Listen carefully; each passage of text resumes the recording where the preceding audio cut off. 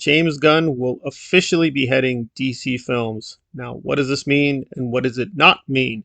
I will first get to the basic facts and then do some speculative thinking on where we're going with the DCEU. So, what does it mean? Well, essentially, now Gunn and another person, a producer, will be in charge of the main DCE universe. That encompasses film, encompasses animated projects, and even television projects. So, we know he's already done Suicide Squad and Peacemaker, and he's promised Peacemaker season 2.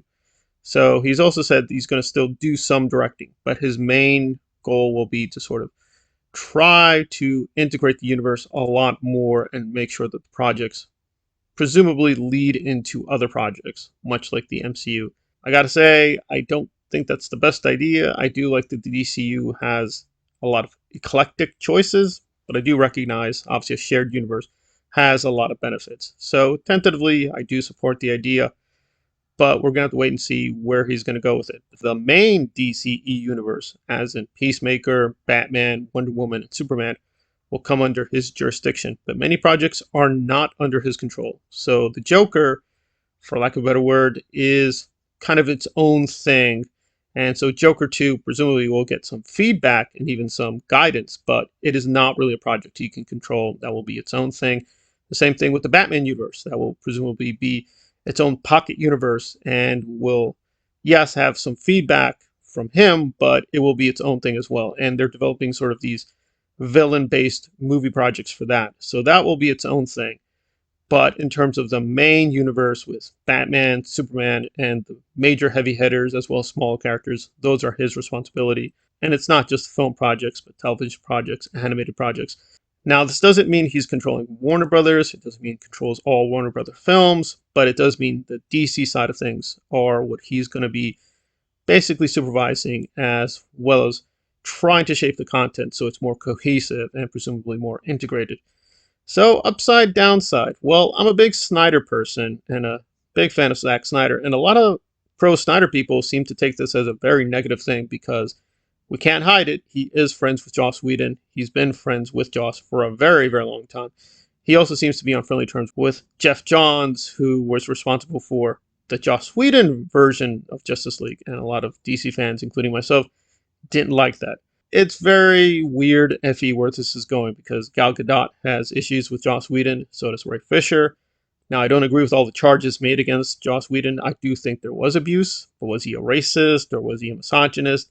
I think that's a little overboard. We still need more information, but there's no doubt Justice League under him was a mistake, and there were many, many problems with that production. How many problems? We still don't know. Some of the cast and crew was fine with what Joss did, and many other people were not fine with what he did.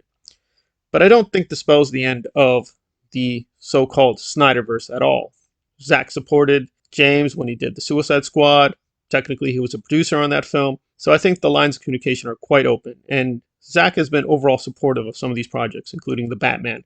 So I don't think there necessarily is a clash of interest or even personalities. That doesn't mean the Snyderverse is going to be restored tomorrow, but I think parts of it will come back in. In terms of the main universe, which is canonical, the Joss Whedon version or the Zack Snyder version, I think it'll be wiser to just keep it ambiguous. The basic events occurred in both cases, namely Steppenwolf was defeated and killed. That's about it. And we just move on from there. And again, this isn't forever. This is a contract that will last 4 years. If it doesn't work out, they'll move on to someone else. But I do think James is a very good choice for many reasons because he's a very creative person. He's worked on the creative side, but he also has a lot of credibility with the industry. That said, I don't like everything he's done with the DC or even MCU universe. For instance, his Guardians of the Galaxy 1 and 2 have not worked out for me. I don't like his interpretation of the Guardians of the Galaxy. I do recognize they're very popular, and I like the design of certain characters, but I don't really like the stories on the whole. I haven't felt the need to go back to those movies. I understand that they're well made, but they're just not for me. On the other hand, I do like his Suicide Squad and Peacemaker much more, but to be consistent, they're not completely faithful to the comics. He made a lot of changes. I was comfortable with most of the changes, but not all the changes. And at least for some fans, he went way too far, making them too comedic, too joking. And his brand of humor has also come under fire, that it's a little too politically incorrect, it's too sexist or offensive or whatever.